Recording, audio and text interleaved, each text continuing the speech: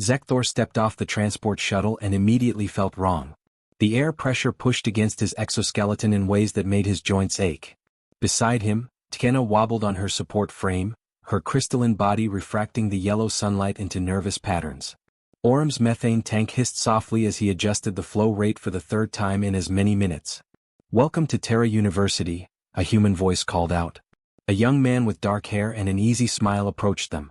He wore simple clothing and carried nothing but a data pad. "I'm Kyle Chen, your student liaison. How was the trip?" "Difficult," Zekthor clicked, his translator converting the sounds into standard galactic. "The gravity increased significantly during descent. My inner ear struggled to compensate." Kyle nodded sympathetically. "Yeah, Earth's pull is pretty strong. Don't worry, you'll adjust. Most species do after a few weeks."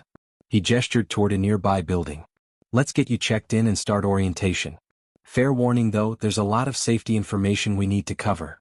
Tkenna's voice chimed like wine through crystal caves. "Safety?" "We reviewed the university materials extensively. The campus appears quite secure." "Oh, the campus is safe," Kyle assured her. "It's everything else that's the problem." The three aliens exchanged confused glances but followed Kyle into the registration building.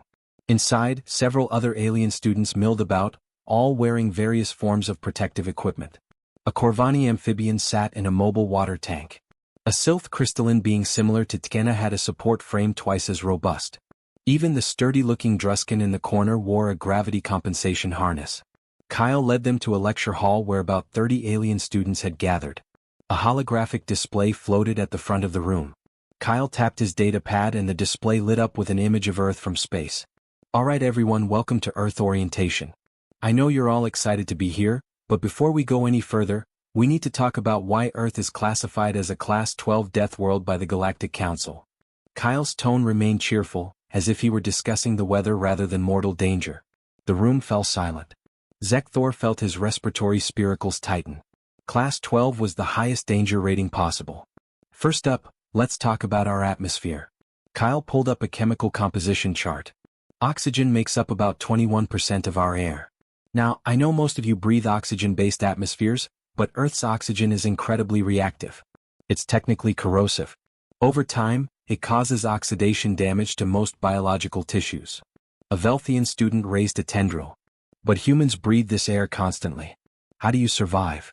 "We have really good cellular repair mechanisms," Kyle explained. "Our bodies are constantly fighting oxidation damage and winning. Mostly. It's one reason why we age, actually. The oxygen slowly breaks us down over decades." Tkenna's light patterns flickered with alarm. "You are breathing poison that kills you slowly?" "I mean, when you put it that way it sounds bad," Kyle laughed. "But it's fine for us. For most of you though, you'll need oxygen filtration in your environmental suits. The concentration here would cause severe tissue damage within hours for species without oxidation resistance." Orm's translator crackled. "What about temperature?" "The data said Earth averages 15 degrees Celsius." "Right, that's average," Kyle confirmed. "But here's the thing. Earth's temperature varies wildly depending on location and time of year. This campus sits in a temperate zone, so we only swing between -10 and +35 Celsius throughout the year. That is a 45-degree range." Zekthor's mandibles clicked in distress. "How does anything survive such extremes?" Kyle shrugged. "Adaptation mostly. Humans can survive in environments ranging from -40 to +50 Celsius. We're not comfortable at those extremes, but we won't die immediately. We just wear appropriate clothing and find shelter." The hologram shifted to show various Earth environments. Frozen tundras, scorching deserts, dense jungles, deep oceans, each image more hostile than the last. "Earth has extreme environmental diversity," Kyle continued. "We have regions where the temperature never rises above freezing, and others where water literally cannot exist as liquid due to heat. We have acidic lakes, radiation zones, and areas with air pressure so low that most liquids boil spontaneously." A small Pishin student's wings trembled. "And humans live in these places?" "Some do, yeah. Humans have established permanent settlements in almost every environment on Earth. We're pretty adaptable." Kyle switched slides again. "Now let's discuss gravity. Earth's surface gravity is 9.8 meters per second squared. For many of you, this is 2 to 3 times what your species evolved under." Tkenna chimed urgently. "My medical scan indicated I require structural support." Without my frame would I be crushed? Your crystalline matrix would likely fracture under the stress. Yes, Kyle said gently. Your frame is calibrated to provide exactly the support you need. Don't remove it outside designated low-gravity zones. We have several on campus for species requiring reduced gravity. What about humans? Zekthor asked. Does this gravity not affect you? It's what we evolved under, so it's normal for us. Actually, we're built pretty robust because of it. Our bones are dense, our muscles are strong relative to our size, and our cardiovascular system can pump blood upward against significant gravitational pull. Kyle smiled. It's why human athletes tend to dominate in multi-species competitions. We're basically strength training every moment of every day just by existing. The hologram changed again, showing a document stamped with multiple official seals. This is interesting historical trivia, Kyle said. When humanity first made contact with the Galactic Council 40 years ago, we applied for protected colony status for Earth. We wanted to preserve it as our homeworld and limit settlement. Protected status is granted automatically, Orem noted. Why would you need to apply? Exactly, Kyle grinned. Except Earth was rejected. 3 times actually. The Council kept sending survey teams, and every single one filed reports recommending against colonization. Too dangerous, they said. Excessive environmental hazards. High probability of settler casualties. Eventually, they classified Earth as unsuitable for colonization by any species, including humans. But humans were already there, Tkena said, confused. Exactly. So the Council just added a note to our file saying that humans were remarkably resilient and wished us luck. Kyle laughed. Basically, they decided Earth was too dangerous to protect and we were crazy for living there. Zekthor's mandibles worked silently as he processed this information. His species came from a carefully regulated world of consistent temperature and gentle gravity. The thought of environment so hostile that it defied galactic classification standards made his spiracles flutter with anxiety. I have a question, Zekthor clicked slowly. If Earth is so dangerous, why establish a university here? Why invite other species to your Deathworld? Kyle's expression softened. Because humanity wants to be part of the galactic community. We can't do that if everyone's afraid to visit us. This university is our way of proving that Earth isn't a death sentence for other species. Yes, it's dangerous, but with proper precautions and safety equipment, it's manageable. You'll all be fine. How can you be certain? Kenna asked. Because we've been living here our whole lives, Kyle said simply. What's deadly to you is just Tuesday for us. We know every danger, every hazard, every risk. And we're really good at keeping people safe. He smiled warmly. Trust me. By the end of your time here, Earth might even start to feel normal. Zekthor doubted that very much. As orientation continued with increasingly alarming safety briefings about local wildlife, weather patterns and geological instability, he found himself wondering what kind of species could possibly call such a world home. What kind of evolution could produce beings who thrived in conditions that killed almost everything else? Looking at Kyle's relaxed posture and easy confidence, Zekthor felt the first stirring of something he had not expected to feel toward humans. It was fear. The morning sun felt too bright and too warm as Zekthor followed Kyle through the university gates. Tkena floated beside him on her support frame, her crystalline body catching the light nervously. Orem lumbered behind, his bulk making the pathway seem narrow. Today's field trip is to the campus botanical garden, Kyle announced cheerfully. It's a peaceful place. Good for your first outdoor excursion on Earth. Peaceful, Zekthor repeated, his translator clicking. That is reassuring. The garden entrance appeared through a grove of tall plants Kyle called trees. A wooden arch marked the gateway, covered in climbing vines with purple flowers. The scent hit Zekthor first. Dozens of different smells, some sweet, some sharp, all mixing together in ways his sensory organs struggled to process. It smells aggressive, Orem rumbled through his methane mask. Kyle laughed. That's just pollen and nectar. The plants use scent to attract pollinators. It's harmless.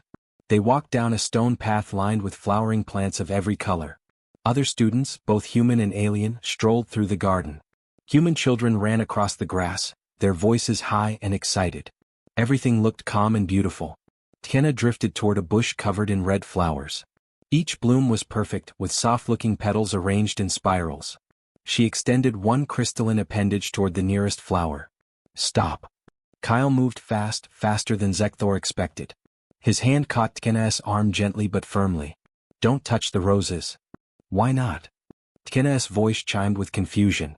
They appear soft and harmless. Kyle carefully moved a branch to show them the stem. Sharp thorns jutted out at regular intervals, each one curved like a tiny blade. See these? They're defense mechanisms. But that's not the dangerous part. Rose thorns carry bacteria called sporothrix.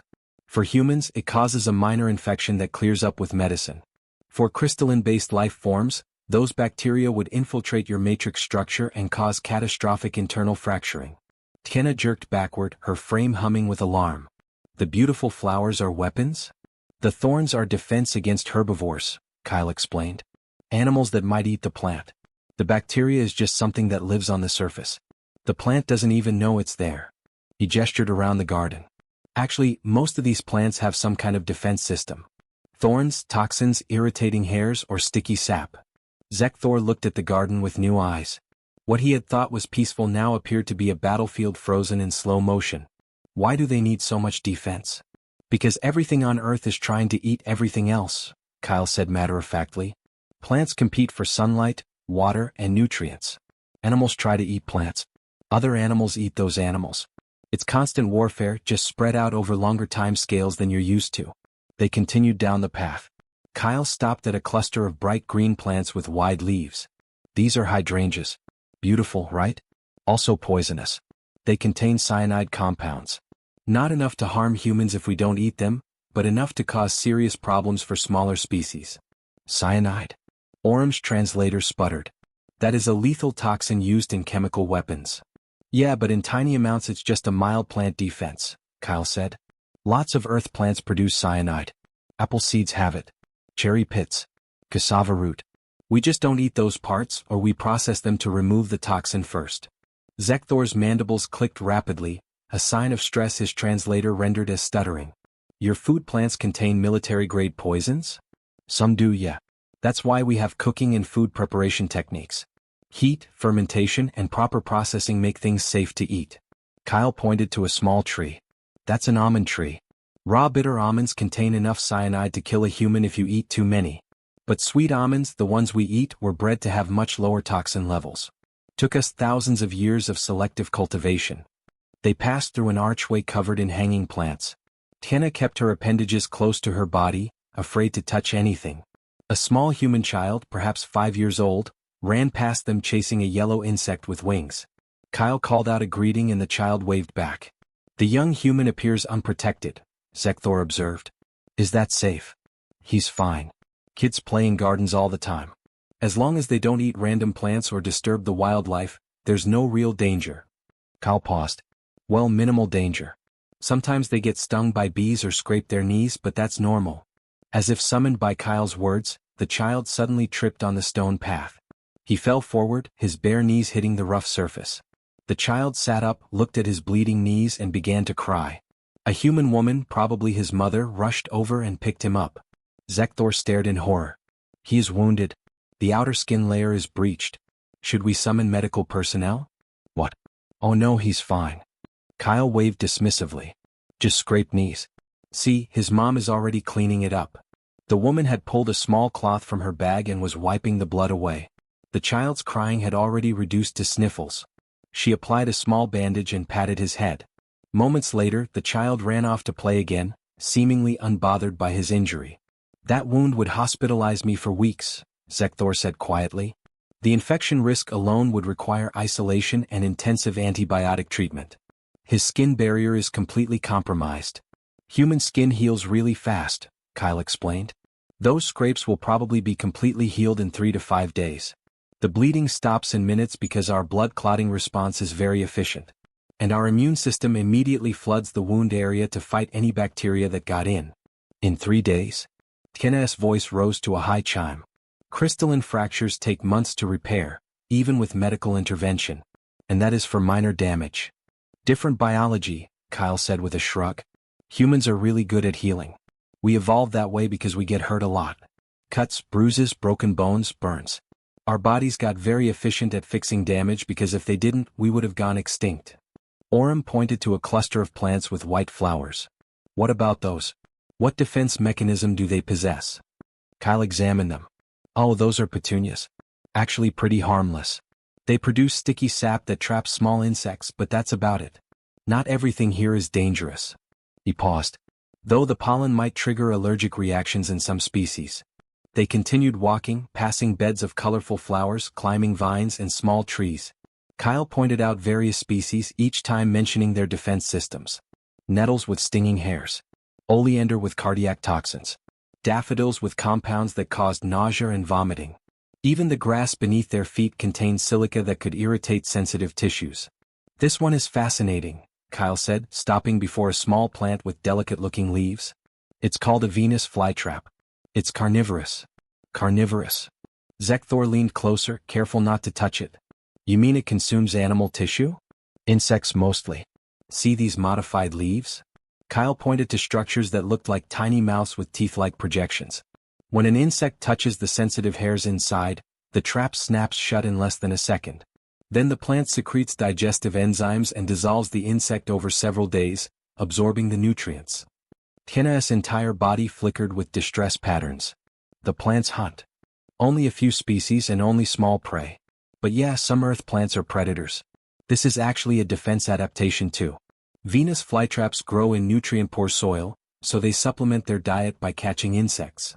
A flying insect with black and yellow stripes buzzed near Orm's head. He jerked backward with surprising speed for such a large being. What is that? Just a bee. They're pollinators. They drink nectar from flowers and accidentally carry pollen between plants, helping them reproduce. Kyle watched the bee land on a purple flower. They can sting if threatened, but they usually ignore people. Sting? Orm's translator conveyed deep concern. They have a modified egg-laying tube that injects venom. For humans, it causes temporary pain and swelling. Annoying but not dangerous unless you're allergic. Some people have severe reactions, but most of us just ice it and move on. Your pollinators are armed? Tiena chimed in disbelief. The females are, yeah. Males don't have stingers. It's a defense mechanism against predators. Most earth insects have some kind of defense. Stingers, venomous bites, toxic secretions, camouflage, or just flying really fast. Zekthor watched the bee move from flower to flower, completely unbothered by the humans nearby. The children still played on the grass. Students sat on benches, reading or talking. Everyone seemed relaxed, as if they were not surrounded by poisonous, carnivorous, and armed organisms. How do humans remain calm in this environment? Zekthor asked. Every plant we have encountered poses some threat. Yet you treat this as a peaceful recreational space. Kyle considered the question. I guess because we grew up with it. We learn as kids which plants not to touch, which insects to avoid, what's safe and what's not. It becomes automatic. Like breathing. He smiled. And honestly, the garden really is peaceful compared to wild earth environments. This is cultivated and controlled. Everything here is relatively docile. Relatively, Zekthor repeated, his translator adding an edge of irony his natural voice could not convey. They completed the garden tour and returned to the entrance. As they passed through the vine-covered arch, Zekthor glanced back at the colorful flowers and green plants. Beautiful, yes. Peaceful in appearance. But underneath that beauty lay countless invisible dangers, all waiting for the unwary.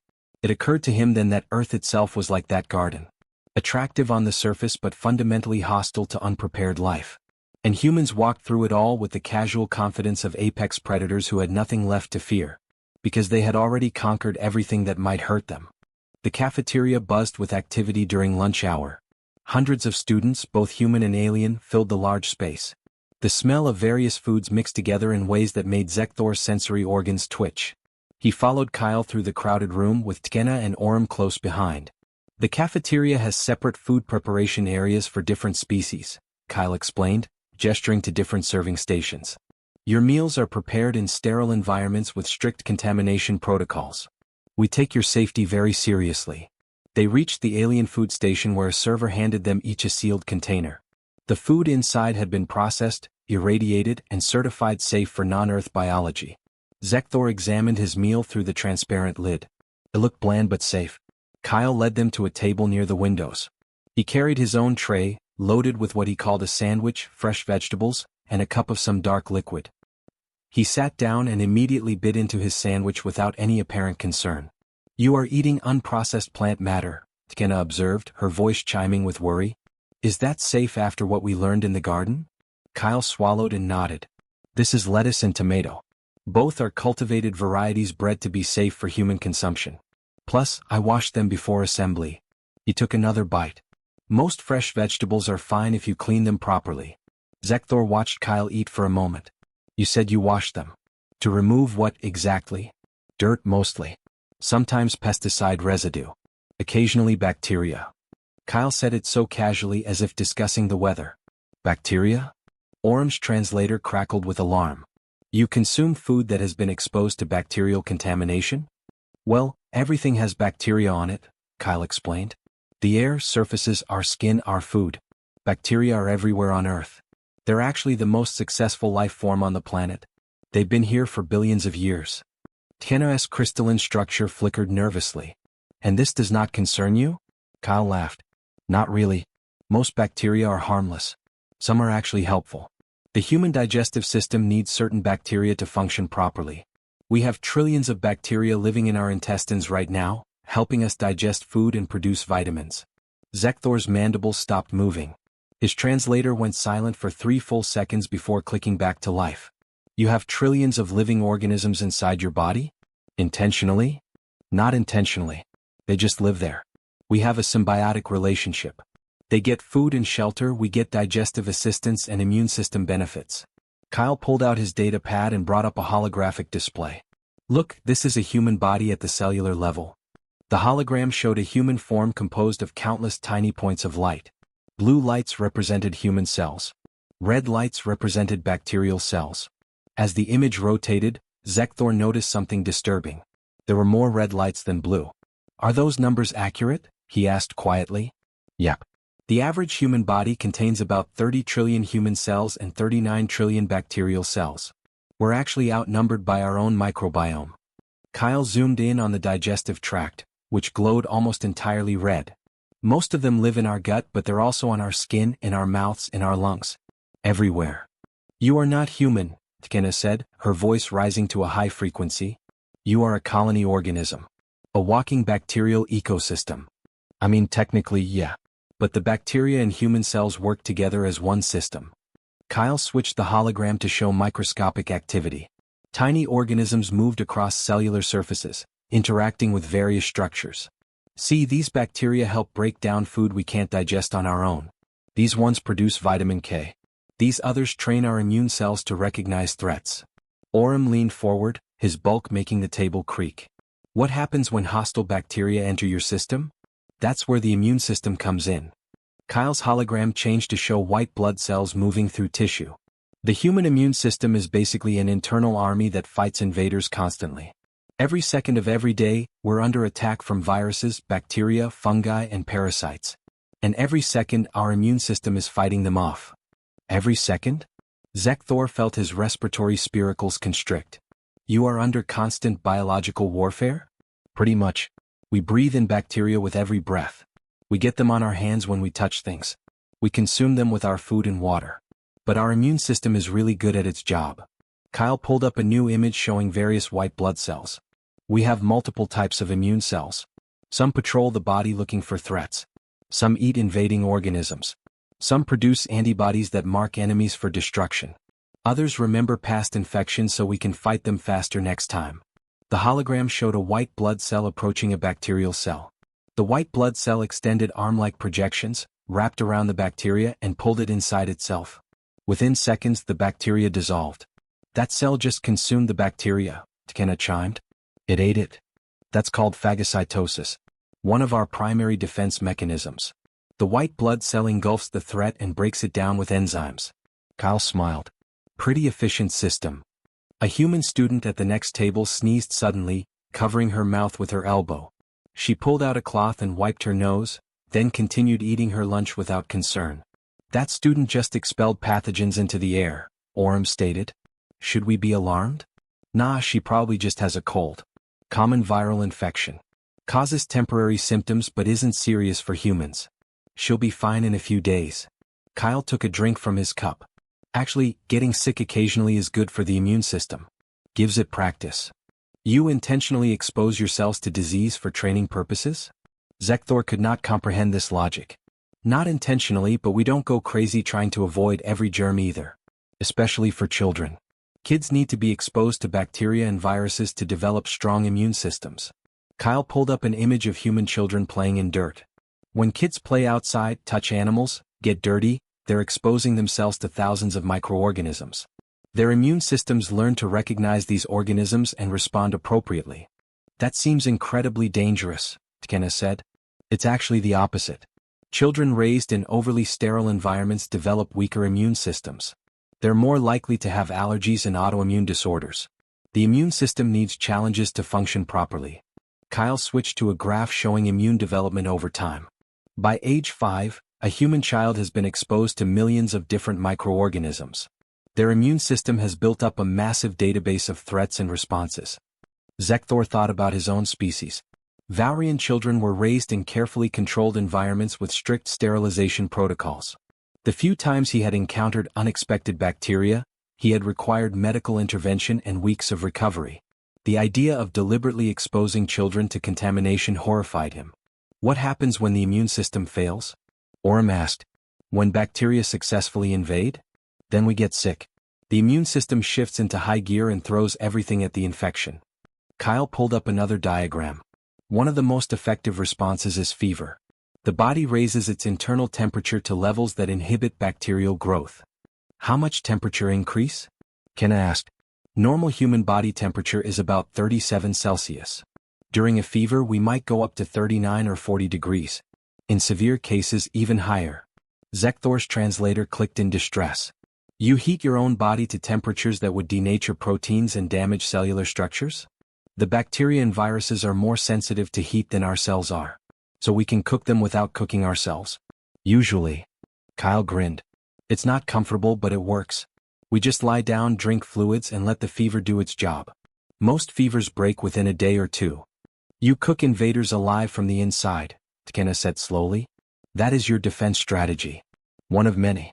We also produce mucus to trap pathogens, cough and sneeze to expel them, increase blood flow to deliver more immune cells, and trigger inflammation to isolate infected areas. Kyle counted on his fingers. The human body has dozens of overlapping defense systems. If one fails, others compensate. A human child at another table dropped food on the floor, picked it up, and ate it before his parent could stop him. The parent sighed but did not seem overly concerned. That child just consumed floor contamination, Orem observed. Will he require medical treatment? Probably not. Kids do that all the time. There's even a joke about it. The 5-second rule, where people claim food is safe if you pick it up within 5 seconds of dropping it. Kyle chuckled. It's not scientifically accurate, but the point is that a little extra bacteria exposure won't hurt a healthy human. The immune system handles it automatically. Zekthor watched the child continue eating, completely unaffected by his consumption of floor bacteria. Around the cafeteria, hundreds of humans ate their meals, breathed the shared air, touched common surfaces, and showed no concern for the invisible microscopic warfare occurring inside their bodies every moment. Does this battle ever end? Zekthor asked quietly. Does your immune system ever rest? Not really. It's always active at some level. Even when we're healthy, immune cells are patrolling, checking for threats, maintaining defenses. Kyle finished his sandwich. But that's normal for us. We don't think about it just like we don't think about our hearts beating or our lungs breathing. It's just another automatic process keeping us alive. Tekena's light patterns shifted to a deep blue, a color Zekthor recognized as contemplation. On my world we have sterilization fields around all living spaces. Bacterial contamination is treated as a severe hazard requiring immediate decontamination protocols. Yet humans live in a constant state of contamination and consider it normal. Because we evolved here, Kyle said. Earth has always been full of bacteria. Our immune systems developed alongside them. It's an arms race that's been going on for millions of years. The bacteria evolve new strategies, our immune systems evolve new defenses, the bacteria adapt again. Back and forth forever. And humans are winning this war? Orem asked. Kyle considered the question. It's not about winning. It's about balance. We coexist with bacteria. We fight the ones that harm us and support the ones that help us. That's how life works on Earth. Everything is connected to everything else in complicated ways. Zekthor looked down at his sealed meal container, sterilized and safe. Then he looked at Kyle's empty plate, which had held raw vegetables and bread exposed to open air. The human showed no signs of distress, no indication that his body was fighting billions of microscopic battles every second. Humans were not just surviving on their death world. They had internalized the warfare, made it part of their biology. They were living battlefields, carrying the conflict inside themselves everywhere they went. And they called it normal. The gymnasium was massive, with high ceilings and equipment Zekthor could not identify. Other students, both human and alien, milled around in exercise clothing. A large display board on the wall showed names and species classifications. Today was mandatory physical assessment day. Everyone gets tested according to their species baseline, Kyle explained, leading them to the check-in station. We're not comparing you to humans. We just need to establish your individual fitness levels for health monitoring. A human instructor with a data pad approached them. She was older than Kyle, with gray streaks in her hair and a muscular build. Welcome. I'm Coach Sarah Martinez. You must be our Valrian, Sylph, and Druscan students. We have your testing protocols ready. She handed each of them a schedule. Zekthor scanned his quickly. Flexibility assessment, strength measurement, cardiovascular endurance. All calibrated for Valrian physiology and Earth gravity. The human students are testing today too, Coach Martinez said. You're welcome to observe their assessments if you finish early. It can be educational to see how different species approach physical fitness. They separated to their designated testing areas. Zekthor's tests were challenging but manageable. His exoskeleton flexibility was measured. His lifting capacity was recorded using specially designed equipment. For cardiovascular endurance, he walked on a treadmill at increasing speeds while monitors tracked his respiratory efficiency. After 90 minutes, Zekthor completed his assessment. He found Tkena and Orem in the observation area overlooking the main gymnasium floor. Below them, human students were conducting their own tests. Their testing appears different from ours, Tkena chimed, her crystalline structure reflecting the gymnasium lights. Zekthor watched a human female step onto a treadmill. She wore minimal clothing and strange cushioned shoes. The treadmill started slowly, then gradually increased speed. Within minutes, she was running at a pace that would have exhausted Zekthor in seconds. Her breathing remained steady, her stride consistent. How fast is she moving? Orem asked. Kyle appeared beside them, carrying a water container. That's Maya. She's running at about 12 kilometers per hour right now. Pretty standard jogging pace for humans. Jogging? Zekthor's mandibles clicked. That is not her maximum speed? No, that's her comfortable long-distance pace. She could maintain that for an hour or more without stopping. Kyle took a drink from his container. Human maximum sprint speed is around 45 kilometers per hour for trained athletes, but we can't hold that for long. Our real advantage is endurance running. Below them, Maya continued running. 5 minutes passed. 10 minutes. 15. She showed no signs of slowing down. Sweat glistened on her skin, but her pace remained steady. Why is she leaking fluid? Kenna asked with concern. That's sweat. Humans cool themselves through evaporative cooling. We secrete water through our skin, and when it evaporates, it takes heat with it. Kyle pointed to other human runners, all showing similar dampness. It's one of our best adaptations. Most mammals cool down by panting, which means they have to stop moving to cool off. Humans can cool while running? That seems inefficient, Orem rumbled. She is losing significant hydration. She'll drink water to replace it. The cooling advantage is worth the water cost. It's why humans can run in hot weather when most predators have to rest. Kyle pulled up a holographic display. Let me show you something interesting. This is a comparison of endurance running capability across known species. The display showed a graph with hundreds of species listed. Most were clustered at the bottom, with endurance running capacity measured in minutes. A few species appeared higher on the graph, capable of running for an hour or more. At the very top, only 4 species were listed. Only 4 species in the known galaxy can perform sustained endurance running for multiple hours, Kyle explained. The Kethran pack hunters from Sigma 7. The Vorath pursuit predators from Kepler 442b. The Dracian plains chasers from Wolf 1061c. And humans. You are classified with predator species, Zekthor said quietly. Because we are predators. Or we were, originally. Before agriculture and civilization. Kyle zoomed in on human evolutionary history. Early humans survived by persistence hunting. We would identify an animal we wanted to eat, then chase it. Not sprint after it, just jog at a steady pace. The prey would run away in a panic, sprinting at full speed. Then it would stop to rest and cool down. And the humans would stop as well? Kenna asked. No. We would keep jogging toward it at our steady pace. The prey would see us coming and sprint away again. Stop to rest. We would keep coming. Over and over for hours sometimes. Eventually, the prey animal would collapse from heat exhaustion and dehydration. Then we would simply walk up to it and kill it with basic tools. The image Kyle's words painted was horrifying. Zekthor imagined being chased by something that never stopped, never tired, never gave up. Just kept coming hour after hour, until you were too exhausted to run anymore. That is psychological torture, Orem stated flatly. It's efficient hunting. We weren't fast or strong compared to most prey animals. But we could outlast them. We were the monsters that kept coming no matter what. Kyle smiled, seemingly unaware of how disturbing his words were. We don't hunt that way anymore, obviously. But our bodies still have all those endurance adaptations. Below them, Maya finally slowed her treadmill. She had been running for 30 minutes without stopping. She stepped off the machine, breathing heavily but still standing upright. After a brief rest and some water, she moved to another testing station. The human finished running and immediately began another physical activity, Tekena observed. Should she not rest and recover? She will, eventually. But humans have good recovery capacity. We can perform multiple different physical activities in sequence. Kyle pointed to another human male lifting heavy metal plates attached to a bar. That's strength testing. Humans have decent strength for our size, but it's not our best feature. They watched the human male lift the weighted bar repeatedly, his muscles straining with each repetition. The amount of weight seemed absurd for a creature his size. How much mass is he lifting? Orem asked. Kyle checked his data pad. That's 80 kilograms. About his own body weight. Pretty average for a human male with basic training. I can lift 30% of my body mass in Earth gravity, Orem said. And I am considered strong for my species. Different evolutionary pressures create different capabilities, Kyle said. But there's one human physical trait that really stands out. Want to see something amazing?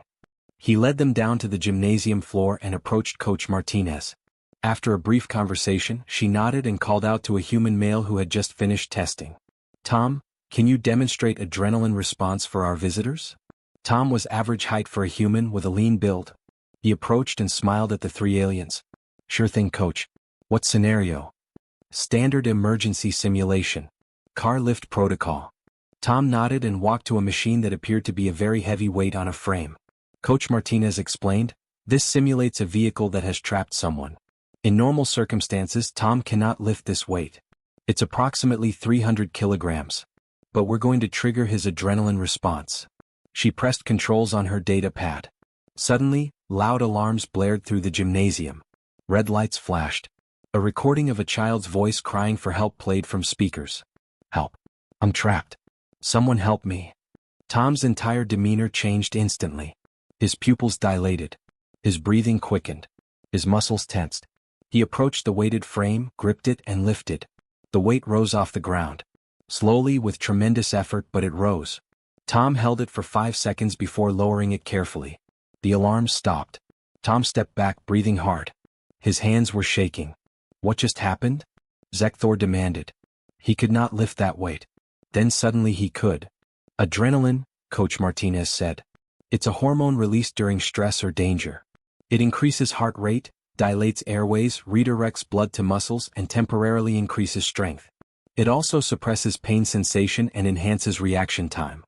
Kyle pulled up a chemical diagram. When humans perceive a threat or emergency, our bodies dump adrenaline into our bloodstream. It's an automatic response we can't control. Strength can increase by 2 to 3 times normal capacity. We stop feeling pain from injuries. Our perception of time changes. We become stronger, faster, and more focused. For how long? Kenna asked. The intense phase lasts a few minutes. Then we experience an energy crash and often feel weak or shaky. Kyle gestured to Tom, who was sitting down and drinking water.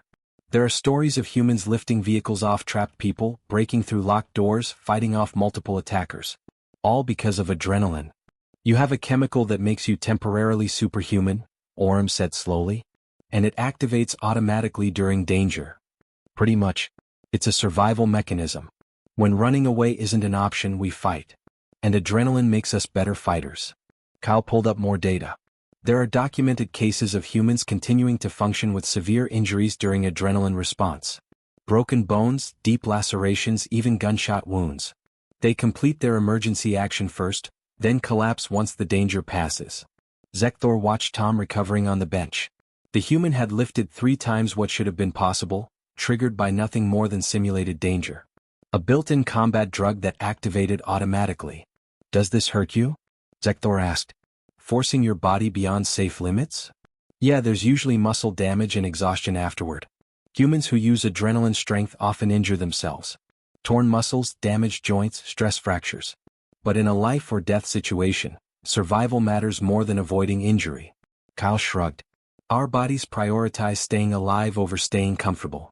Coach Martinez approached with a data pad. Assessment results are posting now. You can view them on the main board. They looked up at the display. Human average scores were highlighted for comparison. In strength relative to body weight, humans ranked in the 72nd percentile across all known species. In sprint speed, 48th percentile. In flexibility, 35th percentile. But in endurance capacity, humans ranked in the 98th percentile. Only 3 other species scored higher. These results indicate humans would be classified as extreme endurance specialists in galactic taxonomies, Orem observed. We prefer persistent, Kyle said with a grin. But yeah, if you need someone to keep going long after everyone else quits, humans are your species. We don't give up easily. It's kind of our thing. Zekthor stared at the assessment board, understanding settling over him like cold water. Humans were not the strongest species. Not the fastest. Not the most flexible. But they were among the most relentless. They could chase prey until it died of exhaustion. They could keep fighting when their bodies should have shut down. They had emergency combat drugs built into their biology. They were pursuit predators who had turned their hunting adaptations toward building civilizations. But underneath the technology and culture, they were still the creatures that kept coming, that never stopped, that pushed past pain and exhaustion through sheer stubborn refusal to quit. And they lived like that every single day, so accustomed to their own capabilities that they considered them normal. The afternoon sky had been clear when they left campus for the nature trail. Kyle had suggested a short hike to see Earth forests up close. It seemed safe enough, just 2 kilometers into the woods and back. Zekthor had agreed, curious to see more of Earth's natural environment. Tiena and Orem had joined them. Now, an hour later, dark clouds rolled overhead like a hostile invasion fleet. The temperature dropped rapidly. Wind whipped through the trees, making them creak and sway in ways that seemed threatening. Weather forecast said clear skies all day, Kyle muttered, checking his data pad. This system came out of nowhere. We should head back. They turned around and started back toward campus.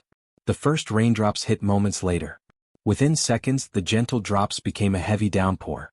Water fell from the sky in sheets, soaking everything instantly. Zekthor's environmental suit kept him dry, but the rain was so heavy he could barely see the trail ahead. Tiena floated beside him, her support frame humming louder as it compensated for the wind. Orem lumbered behind, his methane tank hissing as water splashed against it. Kyle wore only light clothing. Within moments he was completely soaked. Water dripped from his hair and ran down his face. He did not seem concerned. Is this rain safe for humans? Zekthor called out over the sound of the storm. Yeah, it's just water. Bit cold though. Kyle wiped his face and kept walking. Come on, we need to keep moving. Lightning flashed across the sky, followed by thunder that made Zekthor's exoskeleton vibrate. The storm was directly overhead now. More lightning struck, hitting a tree in the distance. The crack of splitting wood echoed through the forest. That is extremely dangerous, Orem stated, his translator barely audible over the wind and rain. Yeah, lightning storms are no joke. We need to get off this exposed trail. Kyle looked around, searching for something. There's an emergency shelter about half a kilometer ahead. We used to use it for outdoor training exercises. They hurried forward, struggling against the wind. The temperature continued to drop. Zekthor's suit reported external temperature at 8 degrees Celsius. Kyle's breath was visible in the cold air, but he kept moving at a steady pace. Then Tiena made a sound like breaking glass. Her support frame sparked and flickered. The humming grew irregular. Water got into my frame systems, she chimed urgently. I am experiencing power fluctuations. Kyle moved to her side immediately. Can you make it to the shelter? I am uncertain. The system is. The frame sparked again and shut down completely. Tiena dropped toward the ground. Kyle caught her before she hit the muddy trail. Her crystalline body was heavier than she looked, but Kyle adjusted his grip and lifted her. I have you. Just hold on. Kyle started walking again, carrying Tkena in his arms. Her body was dense, probably 40 kilograms at least. In Earth's gravity, that was significant weight. "You cannot carry me all the way," Tkena protested weakly. "I'm too heavy. Leave me here and bring help." "Not happening. It's half a kilometer. I can manage." Kyle's breathing became heavier, but his pace did not slow. Zekthor watched in amazement as Kyle walked through the storm carrying Tkena. The human's legs never faltered. His grip never loosened. He simply kept walking, step after step, as if this was normal behavior. They reached the shelter 15 minutes later.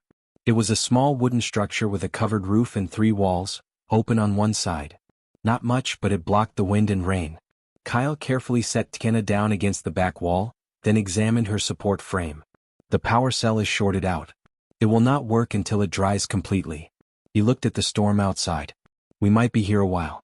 This weather does not look like it is clearing soon." The shelter was cold and damp. All of them were wet except Orem, whose environmental suit had protected him.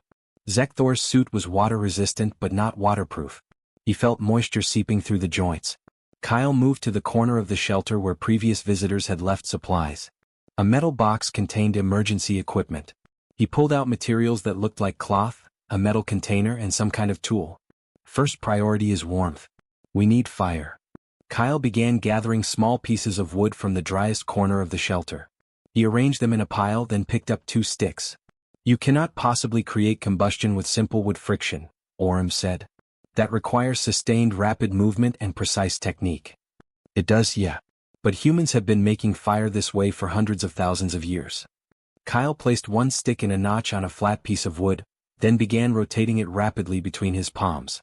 Back and forth, up and down, maintaining constant pressure and speed. His hands moved in a blur. Sweat mixed with rainwater on his face despite the cold. The smell of burning wood began to fill the shelter. Smoke rose from the friction point. Kyle moved faster, his breathing controlled and steady. After 3 minutes of continuous effort, a small ember glowed in the wood dust that had accumulated. Kyle carefully transferred it to a bundle of dry grass from the emergency supplies. He blew on it gently, adding oxygen to the combustion. The grass smoldered, then caught fire. Within minutes, a small fire burned in the shelter's designated fire pit. Heat radiated outward. Kyle added larger pieces of wood, building up the flames carefully. "You created fire from nothing but wood and physical effort," Zekthor said quietly. "I have seen combustion sources created with technology, with chemicals, with electricity. But never with just manual labor and organic materials. Humans mastered fire before we invented agriculture. Before we had metal tools or written language. Fire was one of our first technologies." Kyle held his hands toward the flames, warming them. Every human child learns about fire. How to make it, how to control it, how to use it safely. The warmth from the fire helped, but they were still trapped by the storm. Rain continued to pour outside. Thunder rumbled constantly. Lightning flashed every few minutes. "I require hydration," Orem said after some time. "But my water supply is depleted." Kyle looked outside at the rain. "The water coming down is probably safe, but I would not risk it with your biology. Let me show you something." He took the metal container from the emergency supplies and went outside. He returned moments later with the container full of rainwater. He pulled out a piece of cloth and what looked like charcoal from the supply box. He poured the water through the cloth slowly, filtering out visible debris. Then he added the charcoal to the container and let it sit. Charcoal absorbs many contaminants. The cloth removes particles. This will not make it perfectly pure, but it is much safer than drinking it directly. After several minutes, Kyle poured the water through the cloth again, leaving the charcoal behind.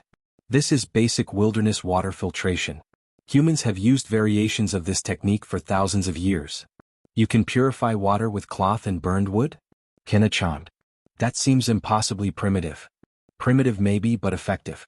When you do not have advanced technology, you learn to use what is available." Kyle added more wood to the fire. Survival skills like this were necessary for humans to spread across Earth. We could not carry all our technology with us, so we learned to create what we needed from natural materials. The storm continued for another hour. They sat in the shelter, warmed by the fire Kyle had made from sticks. Eventually the rain lessened. The thunder moved into the distance. The clouds began to break apart. "I think we can move now," Kyle said, checking the weather data on his pad. "Tina, your frame is still not working. I will carry you back to campus." That is 3 kilometers, Tiana protested. You already carried me here. You cannot possibly. Kyle picked her up again, adjusting his grip to distribute her weight efficiently. I ran 5 kilometers yesterday for exercise. 3 more carrying you is fine. I will just go slower. They left the shelter and started back toward campus. Kyle carried Tiana the entire way, stopping only once to adjust his grip. His breathing became labored, his pace slower than before, but he never suggested leaving her or taking a longer rest. When they finally reached campus, medical personnel rushed out to help. They took Tiana for evaluation and repair of her support frame.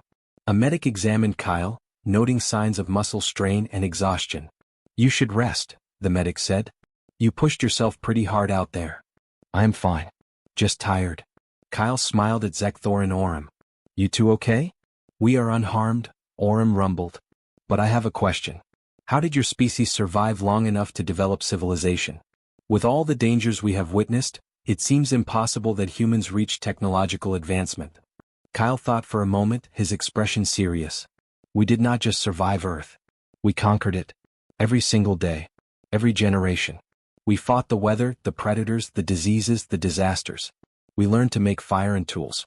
We learned to hunt and farm. We built shelters and cities. We never stopped pushing forward, never stopped adapting. He looked out at the campus, at the buildings humanity had constructed on their Deathworld. Earth tried to kill us in every way possible. We just refused to die.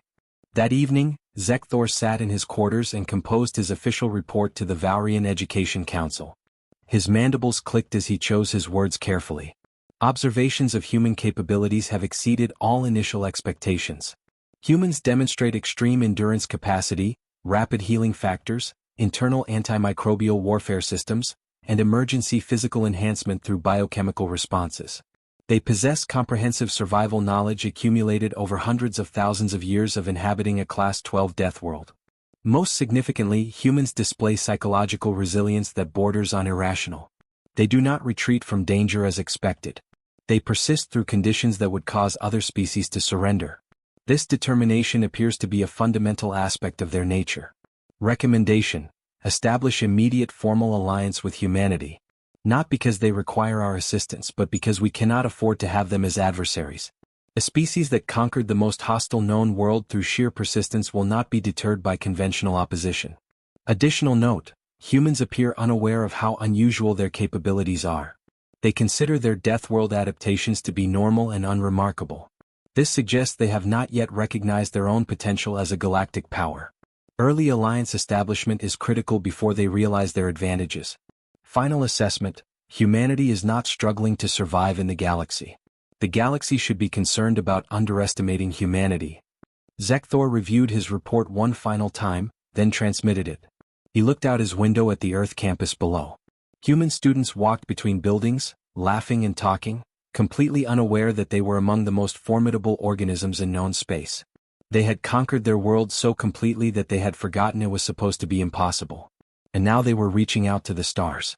Zekthor felt that same fear he had experienced during orientation. But now it was mixed with something else. Something that might have been respect or perhaps recognition of a simple truth.